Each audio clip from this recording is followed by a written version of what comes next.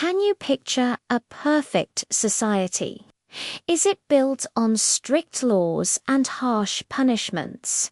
Or is it a world where kindness, respect, and integrity come naturally, where harmony flows from everyone's character?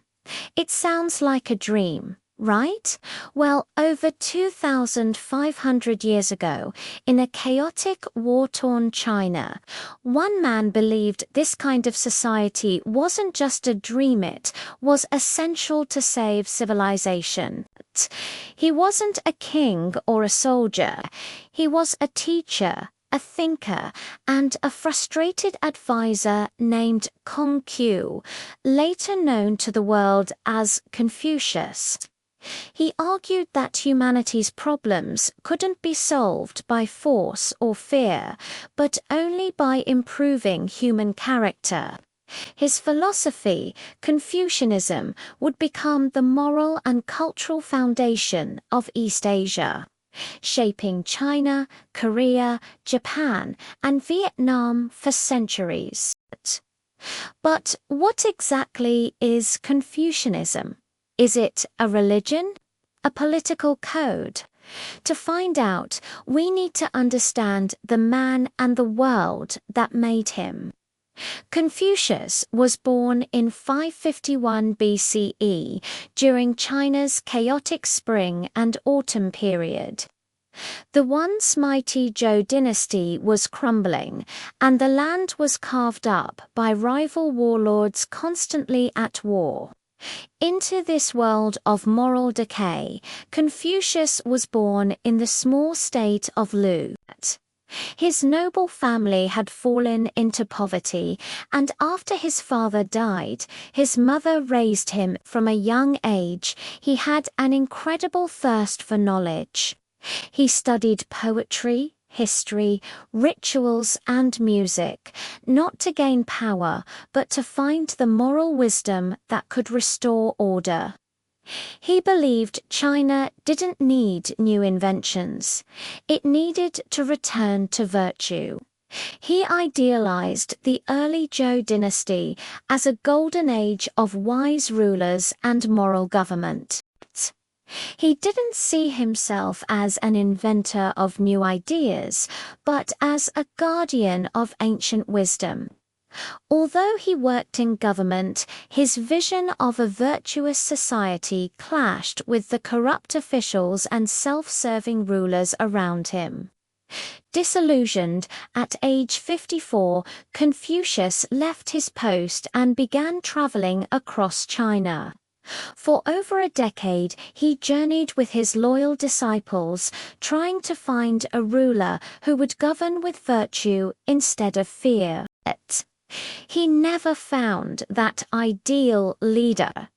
Politically, you could say he failed, but as a teacher, he triumphed.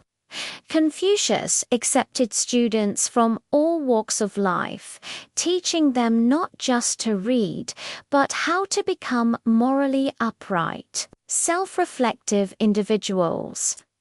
In his later years, he returned to his home state of Lu to compile and edit the classical texts that would form the basis of his philosophy.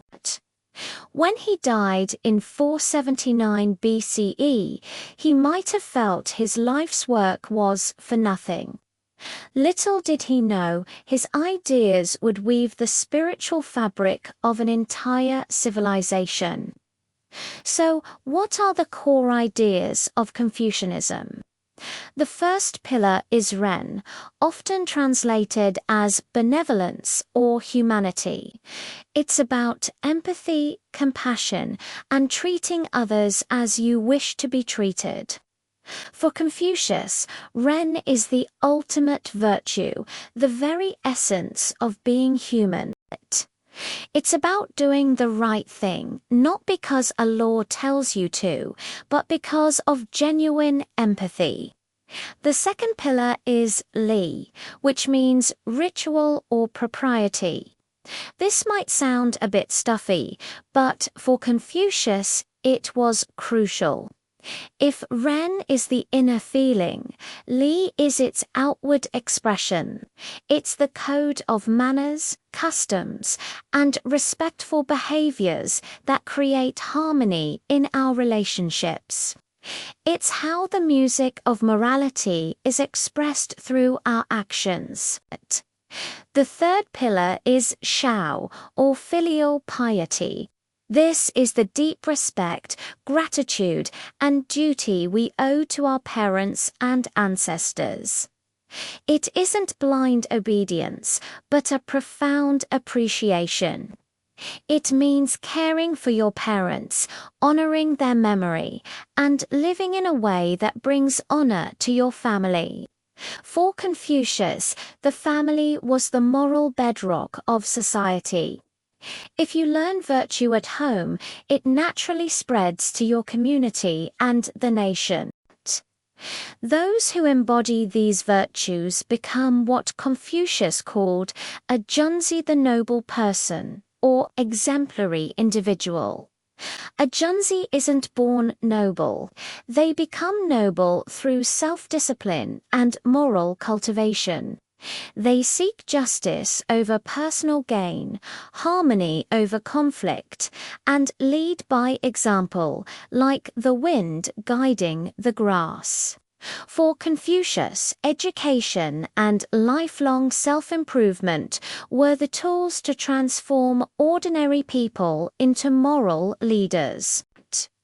Learning wasn't just about collecting facts, it was about shaping your character. These core values, Renli, Zhao, and the Junzi ideal became a blueprint for building a just and peaceful society, starting from the individual and extending outward. After his death, his students compiled his teachings into a book called the Analects. Over time, Confucianism grew into a vast intellectual tradition, and for nearly 2,000 years, mastering its key texts was the foundation of Chinese education and government. Confucianism also evolved. The philosopher Mencius argued that humans are born good, with innate compassion. Another thinker, Zunzi, claimed human nature is selfish and must be refined through education. Despite these debates, they all agreed that moral perfection was achievable through effort. Confucianism also interacted with other philosophies, like Taoism, which emphasized harmony with nature, and legalism, which favored strict laws. Later, Buddhism arrived, challenging Confucian ideas with concepts of karma and spiritual liberation. Through these encounters, Confucianism adapted, evolving into what we now call Neo-Confucianism, which blended its ethics with deeper metaphysical ideas. From China, Confucianism spread across East Asia. In Korea, it shaped governance during the Joseon dynasty. In Japan, it merged with the samurai code of Bushido, emphasizing loyalty and duty. For centuries, it was the moral glue that held East Asian societies together. However, in the modern era, Confucianism faced harsh criticism. Reformers in the early 20th century blamed it for stifling progress and promoting rigid hierarchy.